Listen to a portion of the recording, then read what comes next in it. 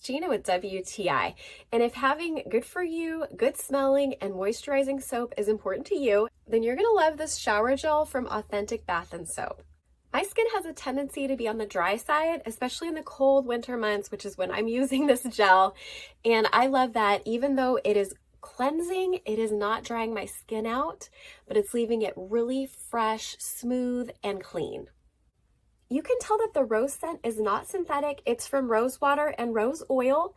It's not overly floral, and it's not sickeningly sweet. It has a really nice scent to it. I love the good variety of oils that are in this shower gel. They're all deeply hydrating and moisturizing. Things like castor oil, olive, and it even has hyaluronic acid. So I know that it's really promoting good, healthy skin. I like that this has a really light lather to it. It doesn't get super sudsy, but you still feel like you're getting clean. This also comes in a beautiful package with a sample of another type of soap, and it would make a perfect gift for someone.